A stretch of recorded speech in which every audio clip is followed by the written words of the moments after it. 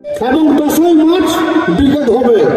সেই ব্রিগেড সবাই যেমন আমাদের বাংলার বাঘিনী, আমাদের জনগণ মনোহরী নায়িকা মমতা বন্দ্যোপাধ্যায় বক্তব্য রাখবেন, অনুরূপভাবে আমাদের তৃণমূল কংগ্রেস দলের যিনি সেনাপতি যুবরাজ অভিষেক বন্দ্যোপাধ্যায় তিনিও গর্জন করবেন। গর্জনটা কিসের সেটা আমাদের জানার প্রয়োজন আছে। আমরা কেন ব্রিগেড যাব সেটাও জানার প্রয়োজন আছে। আমরা এবারে ব্রিগেড যাব বাংলাকে, সোনার বাংলা মুখ্যমন্ত্রী মমতা বন্দ্যোপাধ্যায় 2011 সালে বাংলার মসনদে বসার পরে তিনি কথা দিয়েছিলেন বাংলার বুকে কাটাকাটি খুনোখুনি রাহাজানি রাজনীতি বন্ধ তিনি করবেন এবং উন্নয়নের মধ্য দিয়ে বাংলার বুকে তিনি পরিবর্তন ঘটিয়ে দেখাবেন।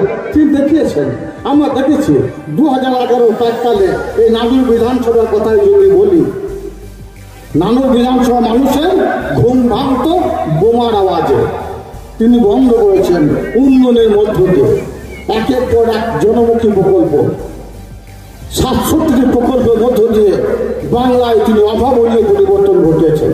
এখন বাংলার বুকে জাতি ধর্ম মত নির্বিশেষে সকল সম্পদের মানুষ এক ছাতার তলায় আমরা বসবাস করছি। এটা শুধুমাত্র বঙ্গবন্ধু মমতা বন্দ্যোপাধ্যায়ের জন্যই সম্ভব হয়েছে।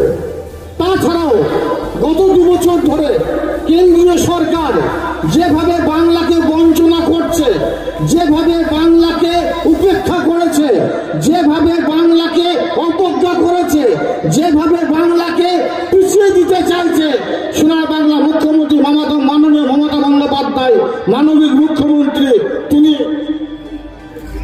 দেখতে পাচ্ছেন বর্তমানে মণিপুরে কি ঘটনা ঘটেছে, মিজোরামে কি ঘটনা ঘটেছে, আসামে কি ঘটনা ঘটছে, ইউপিতে কি ঘটনা ঘটছে, রাজস্থানে কি ঘটনা ঘটছে। সেখানে আমার সংখ্যালঘু সম্প্রদায় থেকে শুরু করে এসসি এসটি সম্প্রদায়ের মানুষ থেকে শুরু করে যারা অবহেলিত, যারা দুর্বল, তারা কেউ সেখানে সুরক্ষিত নয়। মণিপুরের একটা সোশ্যাল মিডিয়ায় আমরা দেখছিলাম, সেখানে আমাদের গর্ভধারিণী মা যারা আমাদেরকে এই পৃথিবীর আলো বাতাস দেখিয়েছে, সেই মায়েদের উপর নির্যাতন করার পর সেই মাটিকে গুলি করে নৃশংসভাবে নির্মমভাবে হত্যা করা হচ্ছে। কিন্তু সেই রাজ্যের সরকার, সেই রাজ্যের যিনি দায়িত্ব আছেন, তিনি একটিবারের জন্য প্রেস মিডিয়ার সামনে এসে তাকে কোনো কথা তিনি বলেননি সেই মায়ের পক্ষে।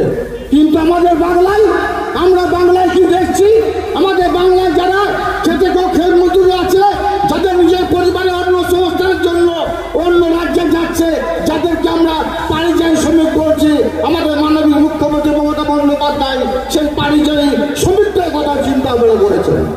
আমরা দেখলাম গত পরশুদিন আমাদের মন্ত্রী মশাই বসে আছেন, উনি ফোন করে জানালেন একজন পরিযায়ী শ্রমিকের একটা চেক এসেছে, সেই চেকটা গিয়ে দিতে হবে।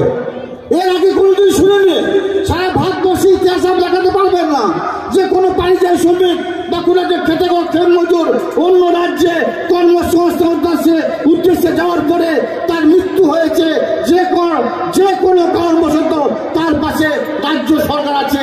এটা শুধু বাংলায় দেখা যাচ্ছে। মাননীয় মুখ্যমন্ত্রী মমতা বন্দ্যোপাধ্যায় সেটা চালু করেছেন।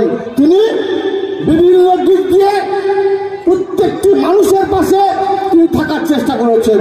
জন্ম থেকে মৃত্যু প্রত্যেকটি ক্ষেত্রে, শিক্ষা, স্বাস্থ্য, কর্মসংস্থান, সুশাসন প্রত্যেকটি ক্ষেত্রে অভাবনীয় পরিবর্তন ঘটিয়েছেন।